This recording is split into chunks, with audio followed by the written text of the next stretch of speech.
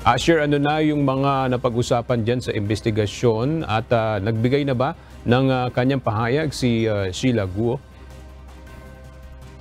Agang kinumpirma na ni Sheila Guo na kasama niya itong kanyang mga kapatid, partikular na nga itong si dismissed Banban Tarlac Mayor Alice Guo at Wesley Guo na lumabas ng bansa mula sa Pilipinas papunta sa Malaysia. Sa pahayag na ni Sheila Guo sa pagdinig ng Senado kaugnay ng mga issue na kinasasangkutan ni Alice Guo, umalis ang mga ito ng bansa sakay ang iba't ibang uri ng bangka. Mulaan niya sa bahay sa farm nito sa Tarlac ay kasama niya sina Alice at Wesley Guo. Sinundo sila ng isang van at bumiyahe ng ilang oras na sa taya ng ilang senador ay maaaring 4 hanggang 5 oras ang biyahe.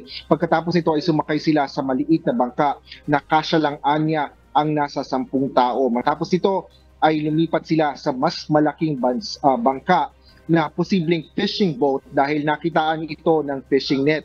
Dagdag pa ni Sheila, muli silang lumipat sila Alice at Wesley Guo, kasama siya sa isa pang bangka na anya ay kulay green o blue hanggang sila ay makarating sa Malaysia. Question naman ng senador ang mga tinawag na backdoor. Pangunahin na rito yung mga seaport kung saan maaring gamitin upang makalabas ng bansa. Sinabi naman ng kinatawan ng Philippine Coast Guard na ang mga posibleng ruta sa backdoor ay sa Zamboanga hanggang sa Zulu.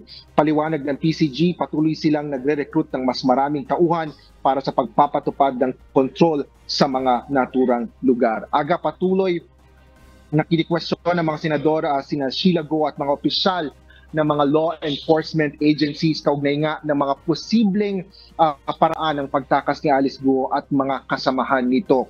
Nagsagawa rin ng public request ang Senado sa House of Representatives na payagan na dumalo si Cassandra Leong dito nga sa isinasagawang Senate Committee hearing kaugnay sa illegal na operasyon ng Philippine Offshore Gaming Operators o POGO sa bansa. Yan muna ang latest balik sa iyo, Aga.